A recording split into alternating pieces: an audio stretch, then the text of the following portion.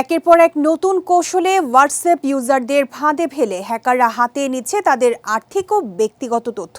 সম্প্রতি এমনই এক নতুন ফাঁদের খবর সামনে এসেছে। নিরীহ একটি ছবির মধ্যেই লুকিয়ে রয়েছে এই ফাঁদের আসল কৌশল। বিস্তারিত জানাচ্ছেন সৈয়দ নওশাদ। সোশ্যাল মিডিয়ার প্ল্যাটফর্ম হোয়াটসঅ্যাপ এখন শুধু যোগাযোগের মাধ্যম নয়, প্রতারণার মাধ্যম হিসেবেও ব্যবহার করছে সাইবার অপরাধীরা। বিশেষজ্ঞদের মতে হোয়াটসঅ্যাপে এই ধরনের কৌশল অত্যন্ত বিপজ্জনক, কারণ এখানে কোনো লিঙ্কে ক্লিক, ওটিপি শেয়ার কিংবা অ্যাপ ডাউনলোডের মতো কোনো পুরনো ফাঁদের কৌশল নেই, বরং একটি ছবির মধ্যেই লুকিয়ে রয়েছে এই ফাঁদের আসল কৌশল। ছবিতে ক্লিক করলেই আপনার অজান্তে স্মার্টফোনে ঢুকে পড়বে ক্ষতিকর সফটওয়্যার বা ম্যালওয়্যার।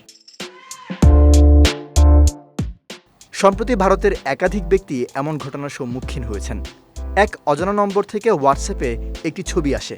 ছবির সঙ্গে ছিল একটি অনুরোধ, যেখানে লেখা, ছবিতে থাকা ব্যক্তিকে কি আপনি চিনতে পারেন? প্রথম দিকে বিষয়টি গুরুত্ব না দিলেও বারবার ফোন আসার কারণে সন্দেহ দূর হয়। অজানা নম্বরের মালিককে পরিচিত ভেবে শেষ পর্যন্ত ছবিতে ক্লিক করেন তিনি।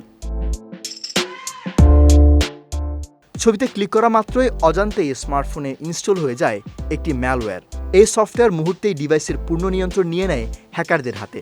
এমনকি তার ব্যাংক অ্যাকাউন্ট থেকে এক ধাক্কায় 2 লাখ টাকা উধাও হয়ে যায়। সাইবার বিশেষজ্ঞরা বলছেন এই পদ্ধতিতে ফাঁদে পড়া আরও সহজ, কারণ ইউজারদের কাছ থেকে কোনো ওটিপি, পাসওয়ার্ড বা ব্যাংক ডিটেলস চাইতে হয় না। শুধু একটি নিরীহ ছবিতেই ক্লিক করলেই কাজ শেষ। ওয়ালটন আবারও মিলিয়নিয়ার অফারে ওয়ালটন ফ্রিজ কিনে আপনিও হয়ে যেতে পারেন মিলিয়নিয়ার।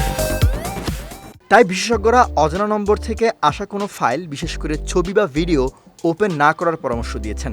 এছাড়া হোয়াটসঅ্যাপে মিডিয়া অটো ডাউনলোড সেটিংস বন্ধ রাখা এবং স্মার্টফোনের অপারেটিং সিস্টেম ও অ্যাপগুলো সর্বদা আপডেট রাখার কথাও বলেছেন তারা। সৈয়দ নওশাদ, বিজয় টিভি, নিউজ ডেস্ক।